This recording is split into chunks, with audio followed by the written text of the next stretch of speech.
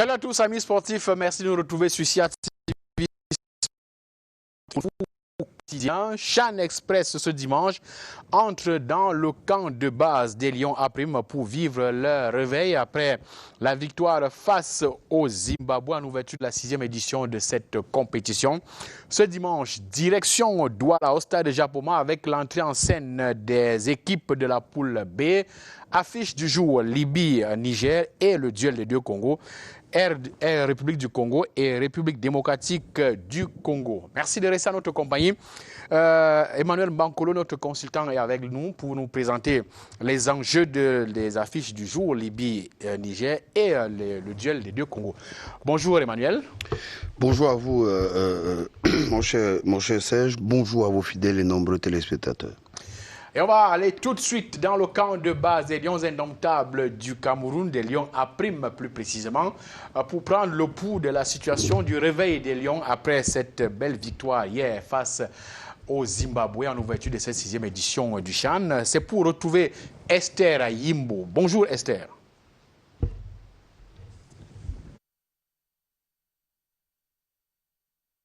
Bonjour, merci de nous retrouver ici à l'hôtel Montfébé. Nous sommes venus ici réveiller les Lions indomptables A' après le match d'ouverture hier face au Zimbabwe au stade Omnisport de Yaoundé. Un match qui s'est soldé par la victoire des Lions, 1-0. Nous sommes donc venus là leur demander comment est-ce qu'ils ont dormi, quel sera le programme de leur journée. On rappelle qu'à 8 h, ils ont eu droit au petit déjeuner et juste après là, à 10 h, ils sont en train d'aller au stade d'Olembe pour les entraînements. Ils vont y rester. Ils auront encore une autre séance d'entraînement dans l'après-midi avant le 20 janvier prochain. Les Lions sont en train de se préparer, de peaufiner les dernières techniques, les derniers réglages.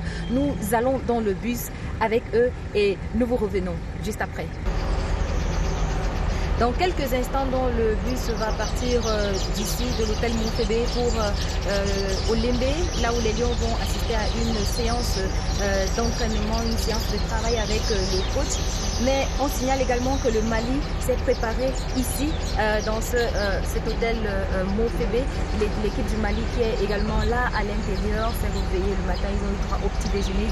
Ils iront également à leur séance d'entraînement. On va les suivre à Olembe et on vous revient juste après.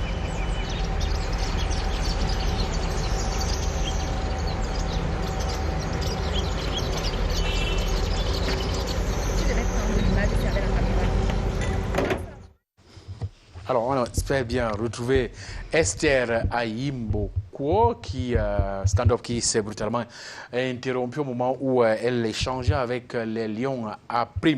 Alors, Emmanuel Bankolo, cette victoire du Cameroun face au Zimbabwe, on l'a dit hier, c'est de bon augure pour cette compétition, pour le Cameroun.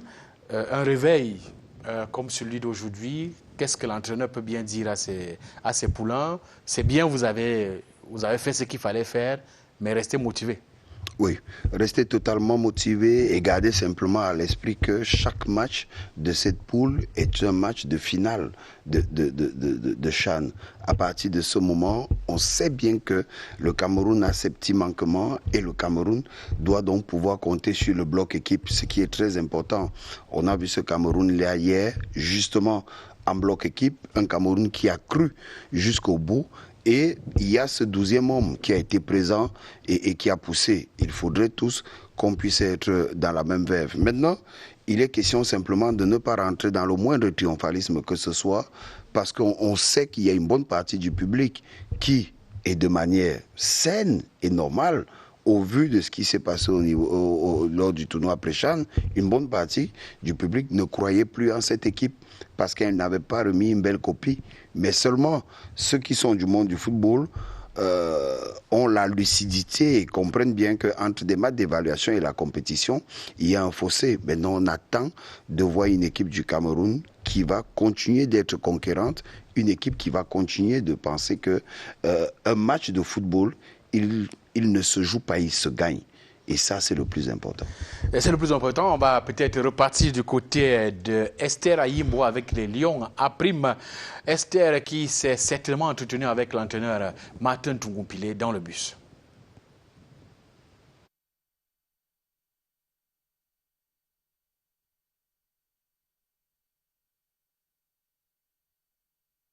On va peut-être vous proposer en ce moment le match Cameroun-Zimbabwe vécu dans les fan zones. C'est un reportage de Tiffany Bissong.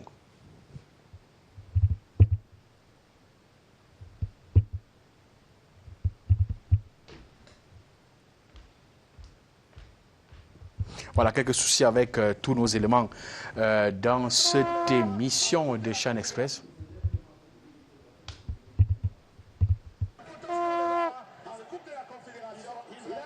C'est une prière exaucée pour les fans des Lions à prime qui avaient perdu tout espoir dès les premières minutes du match d'ouverture du Chan Total 2020. On a été encouragé par le premier but marqué par les Camerounais contre les Zimbabwe. C'est déjà encourageant.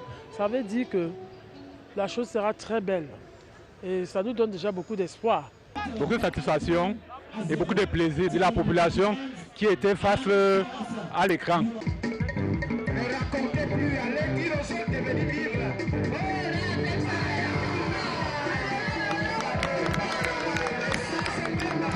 Une ambiance distillée dans le village des Lions, au pied du monument Charles Tangana, pensée et mise en œuvre par les anciennes gloires camerounaises du Mondial 90.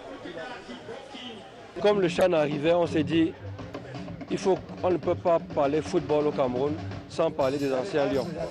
Et nous avons donc essayé de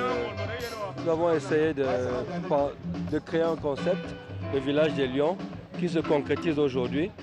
Et nous avons voulu mettre ensemble les souvenirs que nous avions, nous, en tant que jeunes joueurs, honorer les anciens. L'attraction sur le plan culturel, il y a les danses Bassa, Douala, Ewondo, tout ça sera présenté ici. Et puis les semaines vont suivre, il y aura la présentation de notre chef et patriarche, Charles Tangana, que beaucoup de jeunes ne connaissent pas. Un village des Lions rassembleur pour le plus grand bonheur de ses fans du ballon rond et surtout du vert rouge jaune. J'ai jugé mieux de venir voir le match où il y avait plusieurs personnes. Ça me permet de partager avec ceux qui sont autour de moi. Une prestation remarquable de Martin Tungoupilé et ses poulains qui vient rassurer davantage les supporters de la sélection camerounaise. Voilà, donc on va repartir maintenant dans nos machines pour cette fois-ci avoir Ayimbo.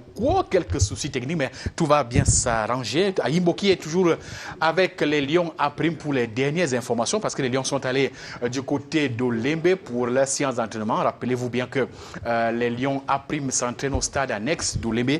On va retrouver Esther Ayimbo.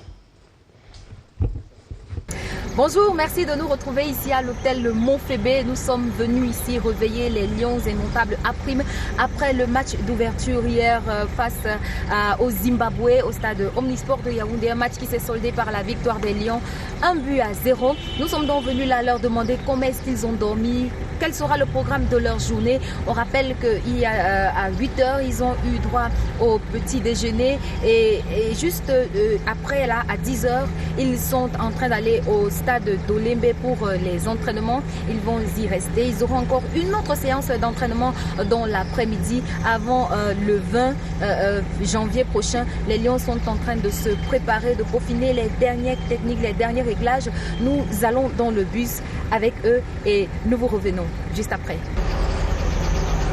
Dans quelques instants, le bus va partir d'ici, de l'hôtel Montfébé pour Olembe, là où les Lions vont assister à une séance d'entraînement, une séance de travail avec le coach. Mais on signale également que le Mali s'est préparé ici, dans cet hôtel Montfébé. L'équipe du Mali qui est également là à l'intérieur s'est réveillée le matin. Ils ont eu droit au petit déjeuner. Ils iront également à leur séance d'entraînement. On va les suivre à Olembe et on vous revient juste après.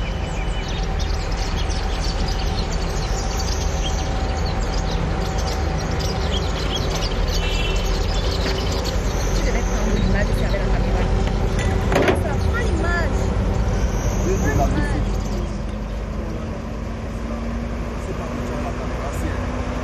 Dans quelques instants, le bus va partir d'ici, de l'hôtel Montfébé pour Olembe, là où les Lions vont assister à une séance d'entraînement, une séance de travail avec le coach. Mais on signale également que le Mali s'est préparé ici dans ce... Voilà, quelques soucis donc avec cet élément de Esther Ayimbo qu'on n'a pas pu laisser jusqu'au terme de ce que Esther Ayimbo était en train de nous décrire. Ben, vous avez des informations sur l'équipe du Cameroun, sur le réveil et sur cette séance d'entraînement, la séance de décressage qui est donc prévue, qui est en train de se dérouler en ce moment du côté du stade annexe d'Olembe. Place à présent, toujours avec les fan zones, les supporters Lions Indomptables qui ont donc suivi cette rencontre d'ouverture Cameroun-Zimbabwe hier au stade Amadou Ahidjo. On va donc repartir pour voir comment cette rencontre a été vécue par les supporters des Lions. C'est le village des Lions, c'est un reportage que nous propose Eyike.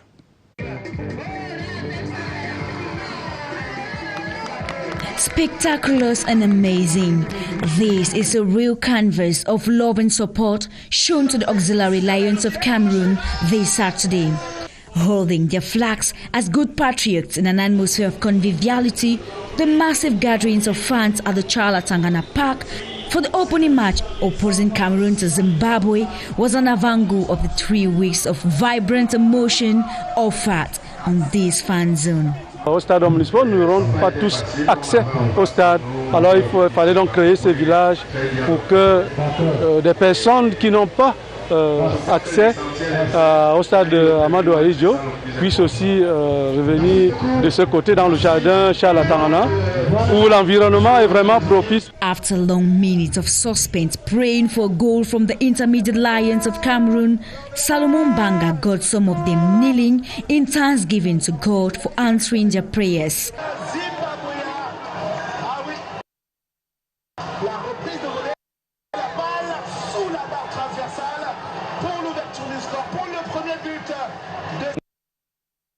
Moi, je sais que nous, ça ne peut pas partir d'ailleurs. Le président Probia a dit ceci. On organise et on doit remporter. Et j'ai confiance à mes joueurs.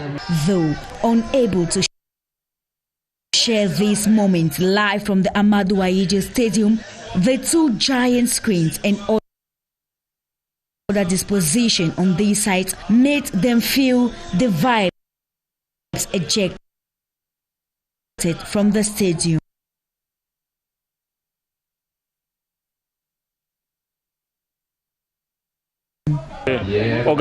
Organization here is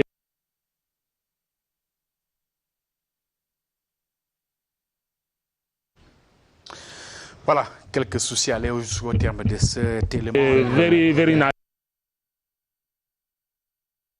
Match de la victoire des Lions a pris hier, donc après cette rencontre au stade Omnisport de Yaoundé. Nous vous proposons cette fois-ci dans le même registre ce reportage de Robert Badiek, mais dans un autre camp, dans une autre fan zone des Lions Indomptables du Cameroun. Je rappelle que c'était un match intéressant entre le Cameroun et le Zimbabwe, rencontre d'ouverture de cette compétition. Je vous propose de suivre ce reportage de Robert Badiek. Moins de 10 000 places prévues pour les spectateurs au stade Omnisport Amadou Ahidjo. Pas de problème. Un bon nombre de Camerounais se sont rabattus dans les cafés et autres buvettes pour vivre la rencontre Cameroun-Zimbabwe en ouverture du CHAN 2020. On dit que le nombre de places est limité, raison pour laquelle je suis au bar pour regarder le match. J'ai choisi le bar et je suis fier, je suis avec tous les frères. L'ambiance est même mieux au bar qu'au stade. Ils sont euphoriques et s'avancent dans des prédictions. Par centaines, ils sont comme hypnotisés par le petit écran. La flamme en eux est difficilement contenue et parfois, on observe quelques moments de frustration. Malgré l'arrivée tardive du but, c'est tout de même un beau moment de communion sous le drapeau vert ou jaune. Bon moment de communion sous le drapeau vert jaune. Merci bien, Robert Badiek. Place à présent la réaction de l'entraîneur sélectionné des Lions A', Tongoum Pile, qui est satisfait de cette belle entame. C'est vrai, on a parlé de cette équipe lors des matchs préparatoires, lors du tournoi pré-CHAN, cette prestation en demi-teinte. Aujourd'hui, on entre avec cette victoire et c'est une bonne réaction de Martin Tongoum Pile qui est satisfait de la prestation de ses poulains.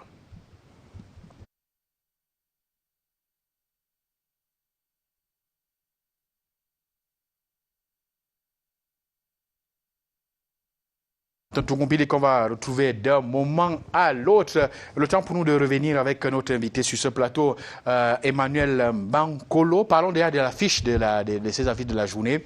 Niger-Libye. Alors, ce match d'entrée de jeu dans la poule, dans le groupe A, dans le groupe B autant pour moi, on a vu la préparation du Niger, on a vu la préparation de la Libye. On a l'impression que la Libye est légèrement un cran au-dessus.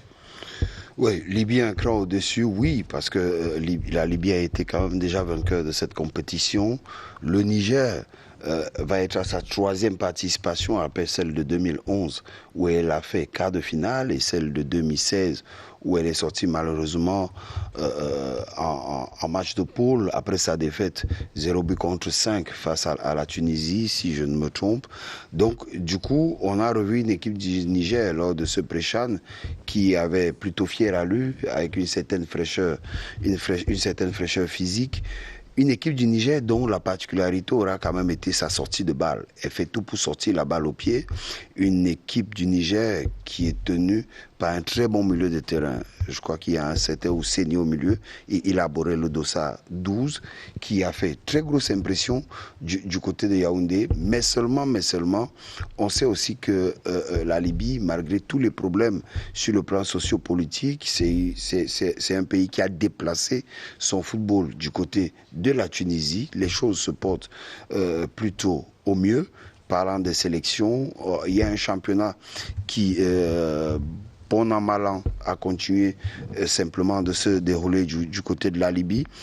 Je crois que ça va être un gros match. On espère simplement qu'il pourrait être tout au niveau de ce qu'on a vu hier en deuxième rencontre du côté de Yaoundé. C'est un plaisir de voir ce type de match parce que c'est le continent qui renvoie quand même, qui envoie une alerte, qui envoie un message au reste de la planète football.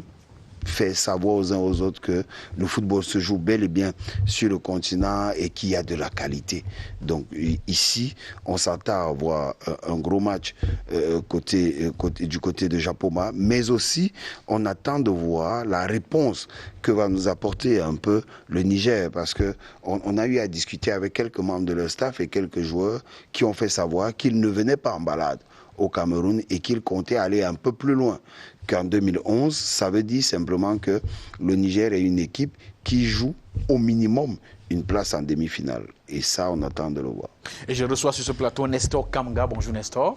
Alors, bonjour Serge, bonjour Emmanuel. Parlons justement de cette rencontre Libye-Niger, premier match dans le groupe B au stade de Japoma cet après-midi à 17h, prise antenne 16h sur l'antenne de CRTV Sport. Quel est l'enjeu de cette rencontre selon vous? Tout à fait, Serge. L'enjeu de cette rencontre est pour les deux, aussi bien pour la Libye que pour le Niger, est d'éviter de faire un faux pas d'entrée de jeu. Donc il faut absolument remporter les 3 points de cette rencontre ou alors au mieux se contenter du point du match nul. Donc voilà l'enjeu pour les deux formations tout à l'heure qui vont se croiser, donc qui vont se rencontrer tout à l'heure au stade de Japoma. Il faudrait donc éviter de faire un faux pas, et c'est rassurant d'ailleurs pour la suite de la compétition, du moins pour ce qui est encore de la phase de groupe. Évoquons les chiffres maintenant, d'abord avec la Libye qui a déjà remporté, et Emmanuel l'a évoqué tout à l'heure, qui a déjà remporté une édition du CHAN.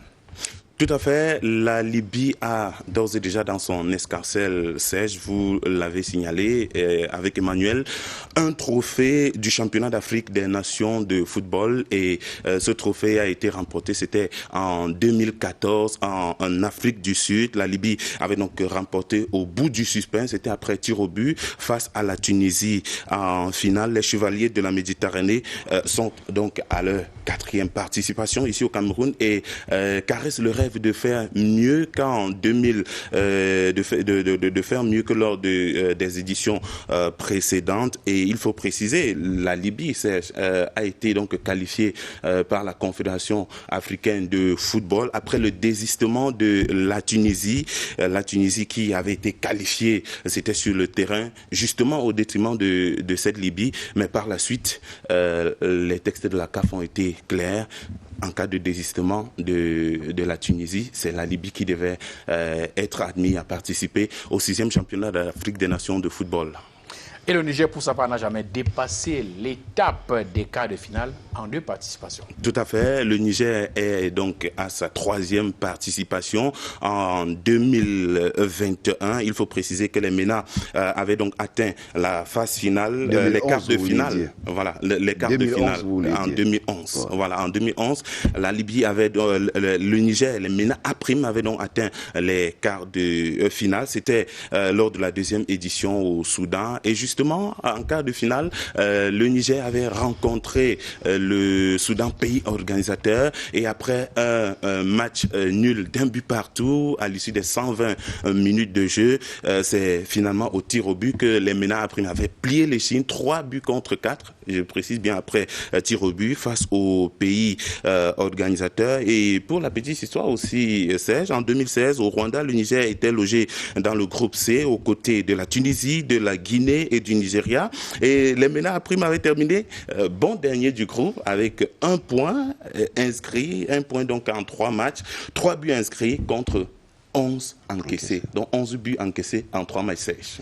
Alors, quelques soucis, on va bientôt mettre un terme à cette édition. Malheureusement, quelques soucis avec nos machines pour la suite des éléments de cette édition de Chan Express. On sera obligé de mettre un terme à cette édition. Vous retrouverez ces éléments dans le cadre du plateau spécial consacré au match dans le groupe B, à savoir Libye, Niger et puis R2 Congo contre le Congo.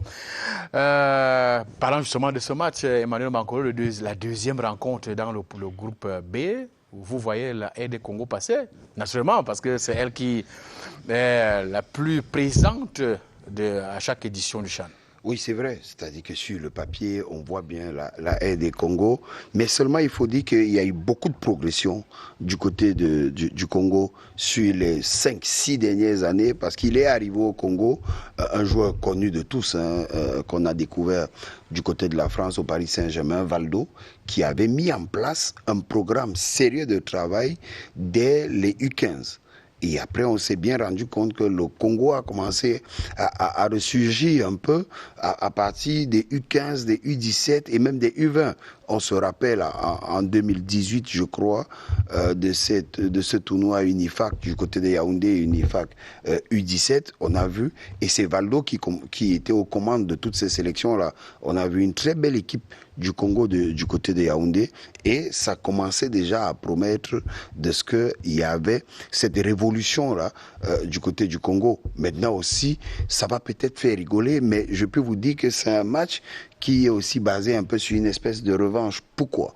Et une revanche qui part de la catégorie inférieure, celle des U20. Alors, au dernier tournoi Unifac, il était question pour la RDC de gagner son match contre le Congo et se qualifier pour la CAN mauritanienne du mois prochain. Sauf que le Congo a damé le pion à la RDC et cette pilule-là n'est pas encore passée du côté de Kinshasa. Donc du coup, c'est un match un peu de revanche pour la RDC sur le Congo, parce qu'on n'a pas digéré le fait simplement de se faire battre par le Congo et de ne pas pouvoir se qualifier pour la CAN U20 mauritanienne du mois prochain. Donc ça va être un gros match, ce sera un match où, je crois pour ma part, il va falloir que du côté du trio arbitral et même du central, il va falloir user de beaucoup de pédagogie, parce que quel que soit les cas, j'ai comme l'impression et même une petite assurance de ce qu'il y aura beaucoup de tension. Et là, il va falloir que l'arbitre use de beaucoup de pédagogie, qu'il s'appuie beaucoup sur le plan psychologique pour mieux gérer sa rencontre. Peut-être sur les premières actions, peut-être l'arbitre ira rapidement au carton jaune pour pouvoir calmer toutes les ardeurs et ramener les uns les autres au jeu. Mais en termes de qualité, je crois que ce sera un match de qualité. Ce sera un match de qualité. Rendez-vous donc à 20h sur CRTV Sport pour cette rencontre, ce duel entre les deux Congos. Mais avant, à 17h, il y aura d'abord cette rencontre entre la Libye et le Niger. Prise d'antenne à 16h. Vous serez en compagnie de Charlie Myrnos Liatou et de Cyril Noiseke. J'annonce également que tout à l'heure à 15h, 15h, interview exclusive de Gianni Infantino, le président de la Fédération internationale de football, association FIFA. Il sera face à Charles Ebouné. Rendez-vous donc à 15h. Et comme je vous l'ai dit, pour des raisons techniques, on ne peut pas vous offrir tous les éléments prévus pour cette émission de Chan Express. On espère bien que dans le cadre du plateau d'avant-match Libye-Niger, vous aurez donc tous ces éléments que nous avons préparés pour les 2 duels de la journée. L'entrée en scène dans le groupe B, c'est au stade de Japoma à Douala. Au nom de toute l'équipe de production, nous vous disons merci et à demain 11h pour une autre édition de Chan Express.